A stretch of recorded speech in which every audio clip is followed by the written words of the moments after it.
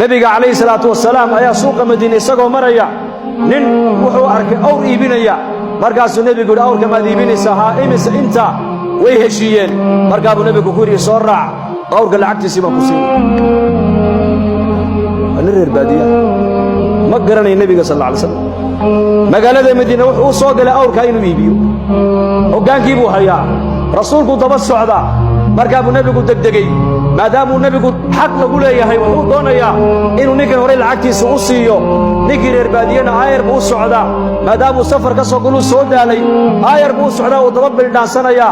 markaabuu nabigu soo daymooda wuxuu arkay ninkiioo nin kale la taaganoo awrkii ka iibinaya markaabuu nabigu soo noqday wuxuu arkay ninkiioo lacag loo tirinayaba markaasuu nabigu ku yidhi war xaggee soonigii kala iibsannay ma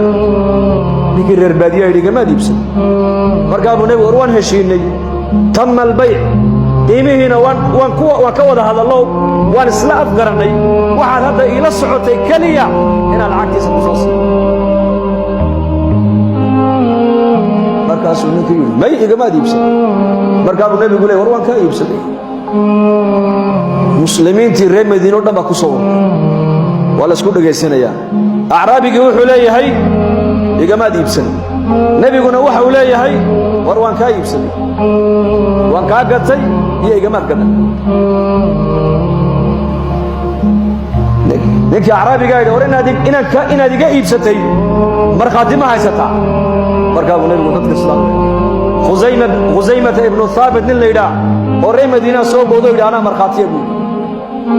inuu nebi maxamed calayhi salaatu wasalaam wuu iibsaday maaragtaane awrka inuu kaa iibsaday anaa maragga furaaya markaabuu nebigu sidaa eegay khusayma yaa khusayma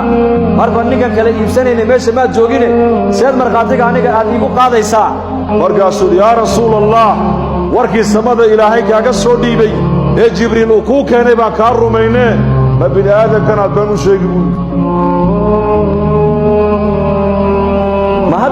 ma bayciga addoonkan ina dhex maray baad been ka sheegi inaad ka iibsatay waxaan ku rumaystay tidhidda aad tidhi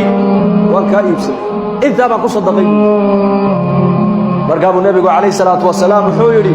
maanta laga bilaaba khusaymata